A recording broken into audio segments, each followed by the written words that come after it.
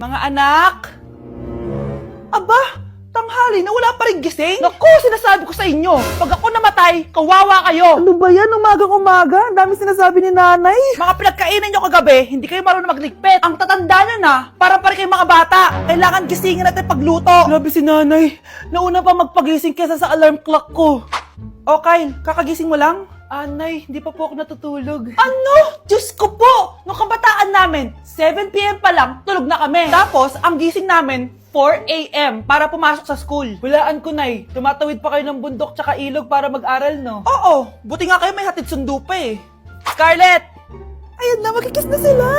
Aba, parang anak ng mayaman na. Prinsesa ka? Nay naman eh, ang init-init eh. Hindi ako nagtatain ng pera, Scarlett, ha? Nagtitipid ako ng kuryente, kaya matuto kayo magtipid. Kaya gamitin niyo tong 2-in-1 Stand and Desk Fan from Tough Mama. Di ba? Ang aesthetic. Meron tong 4-speed control, kaya sobrang lakas nito. O di ba? Ang lakas. At syempre, matibay. Di kagaya ng relasyon nyo. Lo, magluluto na nga lang ako. Ops, bago ka magluto, gamitin mo tong stackable multi-cooker ng Tough Mama. Pwede ka dito mag-boil, pwede ka mag-fry, at marami pang iba, gaya ng steam and grill. O di ba? Kahit ano, magagawa mo dito. Pati pag move on sa ex mo. Bakit ang sakit mo naman magsalita, nay? Huwag niyo ko ikulong. Hindi ako scammer. Itigil niyo na yan. Hindi si nanay ang scammer. Pero nasa bahay na to, ang totoong scammer. Hoy bata, huwag kang mangialam. Wala ka namang ebidensya. Pero nay, alam ko hindi ko yung scammer. Tara na, sumama ka na sa akin. Mga anak, aayusin ko to ha. Babalik din ako, okay? Kung sino man sa inyo yung totoong scammer, umamin na kayo. Nakulong si nanay, di ba? Ate, walang may gustong makulong si nanay. Tsaka bakit kami lang tatlo sinisisi mo? Eh baka ikaw talaga yung totoong scammer. Imbes na magsisihan tayo, Magtulungan na lang tayo para kay nanay. Malalaman ko rin ang totoo. delivery po. Gabi na, may nagde-deliver pa. Kuya, kaninong parcel yan? Kay Susan po ulit. Ha? Paano nangyari yun? Eh, nasa kulungan na si nanay. Aba ma'am, hindi ko po alam. Taga-deliver lang po ako eh. Sige na po. Oh, nasa gitna yung kalaban ha? Hoy, ayusin mo na itong mga damit mo. Ilagay mo muna dyan sa kama. Oh, ayun na! Paano naman ito laman ng parcel na to?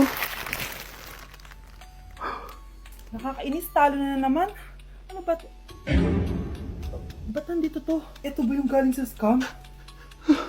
Sabi ko na nga ba, ikaw yung scammer! Ate, hindi ako yung scammer. May parcel na dumating at nakapangalan kay nanay. Di ba pang computer to? Eh, ikaw lang naman mahilig mag-computer dito eh. Ano na namang scam ang ginawa mo? Pasalamat ka, minor de edad ka pa. Bawal ka pa makulong.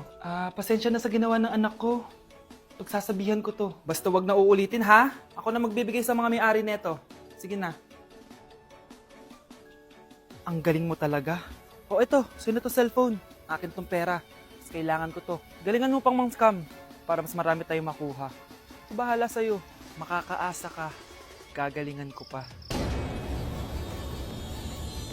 Happy birthday, anak! Anong wish mo sa birthday mo? Ang wish ko, sana magka-tablet na ako para makapaglaro na ako ng Roblox. O sige, pag natulog ka, pagkagising mo, may tablet ka na. Talaga, Nay? Matutulog na ako. Excited na ako. Totoo nga! May tablet na ako! Happy birthday, anak! Ang bilis mo naman lumaki. Teenager ka na agad. Anong wish mo sa birthday mo? Hindi na ako mag-wish ng mga bagay, Nay. Ang wish ko lang, sana maging happy family tayo palagi. O sige, matulog ka ha. Pagkagising mo, matutupad yung wish mo. Opo, Nay. Nay? Nay! Nay? Ba't walang tao dito? Kuya? Ate? Teka, si Kyle ba yun? Lumabas ba sila, nanay? Nay! Kyle? Anong ginagawa mo dito sa labas? Hinahanap ko po sila, nanay. Oh, Kyle!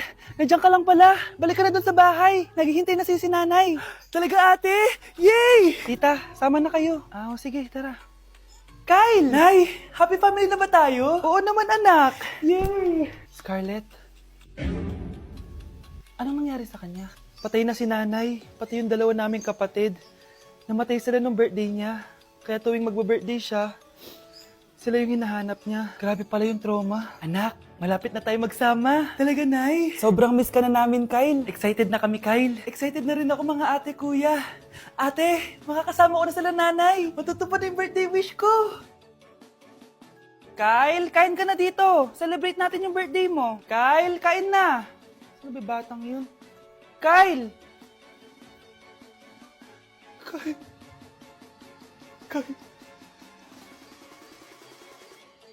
Ganda nito, oh. Sana maging successful yung pagbebenta ko ng damit noon, ha? Mahal, ang dami nating ibebenta mamaya. Manifest natin na makabenta kayo, Nay, para makaahon na tayo sa kahirapan. Hindi ako makapaniwalang nabili ko na yung pangarap kong tig 200,000 na relo. Wow, ang ganda niyan, Tay! Anak, tignan mo to binili sa akin ng tatay mo. Diba ang ganda? Hala, di ba mahal yan, Nay? Mas mahal pa to sa bahay ng kapitbahay natin, no? Magbebenta ulit kami mamaya para mas marami tayong pera. Anak, binilang kita ng kotse. Gamitin mo to pag pupunta ka ng school, ha? Ha? Tay, di ko naman po kailangan ng kotse. Kaya ko naman po mag-commute. Gumastos pa tuloy kayo. Dami mo naman sinasabi, anak. Sige na, puntahan mo na sa labas. Wow, may sarili na akong sasakyan. Wow, ang ganda naman ng bagong kotse mo, Scarlett. Ah, salamat po. Hindi ka ba nagtataka, Scarlett, kung bakit ang bilis niyo yumaman? Galing yun sa pagbebenta ng damit nila nanay. Ang dami na nga nila mamahaling gamit ngayon eh. Sure ka ba? Na damit lang ang tinitinda nila? Nay, bumabagabag talaga sa isip ko kung bakit ang bilis nating yumaman. Ano ba talaga binibenta niyo ni tatay? Ano ka ba anak? Malaki talagang kita sa pagbebenta ng damit. Pero nay, wala nang pero-pero. Hindi ka ba masaya anak? Na mayaman na tayo? Na nabibili natin lahat ng gusto natin? Sige na, mag-aayos pa ako ng benta ko. Mahal, nakauwi ka na ba?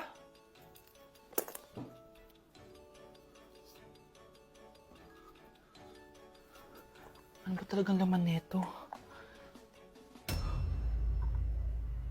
Nagbebenta sila ng laman loob ng tao. Wow, sobrang ganda, mahal! Buti naman nagustuhan mo, mahal. Nga pala, kinuha ko na yung laman loob ng kapitbahay natin. Si Rosa? Malaking pera na naman to. Mahal, hindi dapat malaman ni Scarlett to, ha? Ano yun? Nasaan yung ledger? Nandito lang yung kanina. Ba't mo winala yung ledger, mahal? Nandun lahat ng mga sikreto natin. Sinong tao dyan? Na-invite ako sa isang special event. Gagala na naman ako nito. Aba, saan ka na naman pupuntang bata ka, ha? Hindi ka talaga napipirme sa bahay, no? Nay, payagan mo na ako. Maraming artista doon, tas marami ding pagkain. O sige, pagdala mo ako ng pasalubong, ha? Tsaka pa-shoutout mo ako sa mga artista doon. Yes, magre-ready na ako, Nay, ah. Oh, nauna pa kayo sa akin, be? Outfit check! This is my outfit. Actually, the theme is Purple Business Extravaganza. Basta purple, wear something purple. Let's go! I'm so excited, guys, kasi balita ko may mga artista daw doon. So, I'll see you guys on the venue.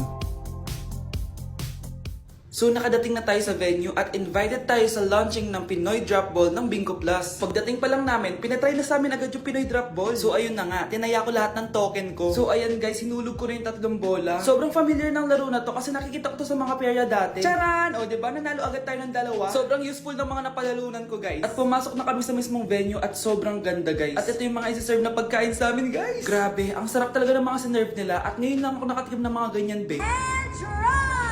So ayun, nilaunch na nga yung Pinoy Drop Ball ng Bingo Plus kasama si May Mendoza na napakaganda. After ng big reveal, binigyan kami ng performance ng alamat. Grabe, sobrang galing nila. At eto pa be, kumanta ng napakalapit sa amin si Miss Julie Ann San Jose. Grabe, mukha siyang anghel guys. Sobra talaga kami nag-enjoy dito guys dahil ang dami naming namit na tao. At isa pa dito, sobrang saya ng mga activities nila. Paglabas nga namin, inabutan na kami ng ulan pero okay lang kasi nag-enjoy naman kami. So yun lang, thank you guys. Wow, anak, di ako makapaniwalang may pinapatayo na tayong bahay. Nay, deserve natin to. Ang tagal nyo din to pinaghirapan. Ma'am, saan ko po ilalagay itong mga semento? Doon na lang sa gilid, kuya. Sige po, ma'am. Excited na ako matapos tong bahay natin, anak. Saan dito? Hoy, huwag ka pupunta dyan! Grabe nangyari sa Kawawa kanya. naman siya. Ba't ang daming tao? Engineer, anong meron? Ma'am, yung isa sa mga trabahador namin, nakuryente tapos natabunan ng semento. Ayun, namatay. Ha? Paano nangyari yun? May nag-utos ata sa kanya na ilagay yung semento sa gilid. Madami live wire dun eh. Nay. Ang problema, ma'am, kung tatanggalin pa namin yung katawan niya sa ilalim ng semento, baka hindi agad matapos tong bahay niyo. Hindi pwedeng hindi matapos agad tong bahay na to. Di bale, babayaran ko na lang yung pamilya nung namatay. Nay, sigurado ka ba? Sige po, ma'am. Sige na, ituloy nyo na yan. Congrats po, ma'am. Natapos din yung bahay nyo. Ang ganda, di ba? Wow, ang ganda. Maraming salamat, engineer. Una na po ako, ma'am. Anak, tara, pasok na tayo. Wow, ang ganda ng loob. Nay, hindi talaga ako mapakali na may bangkay dito sa ilalim ng bahay natin. Huwag kang okay, anak. Kasalanan niya naman kung bakit siya namatay eh. Ay, matutulog na lang ako sa bago kong bahay. Wow, ang ganda ng kwarto ko. Ano yun? Kasalanan mo kung bakit ako namatay. Nay!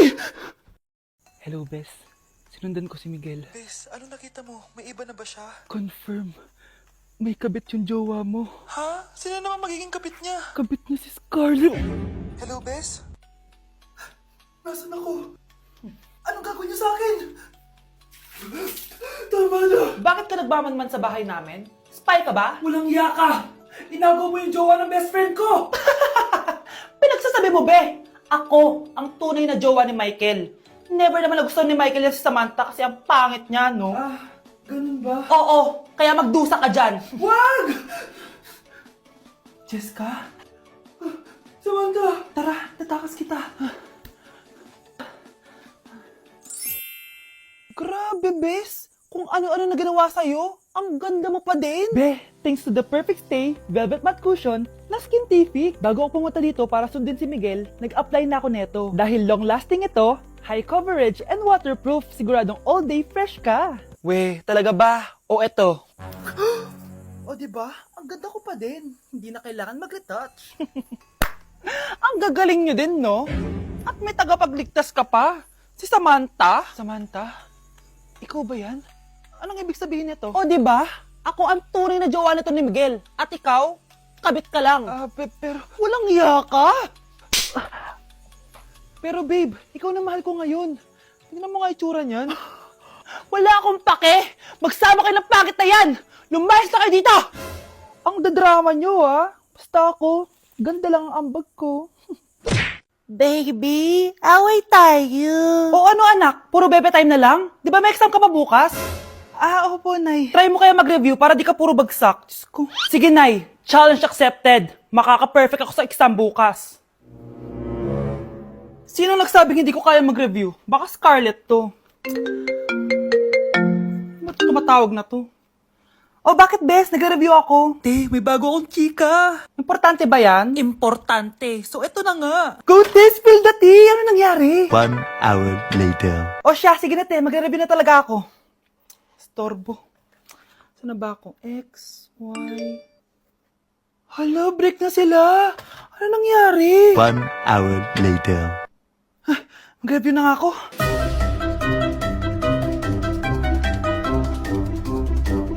Good morning, anak! Anak, bakit ganyan itsura mo? Hanay, nag-review ako buong gabi. Akala ko puro numbers lang yung math. Bakit may X and Y? Di bale, anak, gamitin mo tong Radiance Glow Pure Blossom Elixirs ng YOU. Meron tong toner essence at illuminating serum. Ano naman yun, Nay? Ano to? Nakaka-bright, prepare, at protekto ng skin. At di lang yun anak, nakaka-reduce to ng oiliness at ng skin texture. Suitable to for all skin types, kaya gamitin mo to para fresh ka bago ka mag-exam. Ay, ang fresh nga. Glass skin, no? Super lightweight at super dali lang pala i-apply nito, Nay. Go na, anak. Islay mo na yung exam mo. Good morning, class. Ready na ba kayo mag-exam? Sure nang makaka-perfect ako kasi nag-review ako. First question. Kung 5 ang kinain na pizza ni Maria at 2 ang sapatos ni Cardo, gaano kalayo ang Earth sa black hole?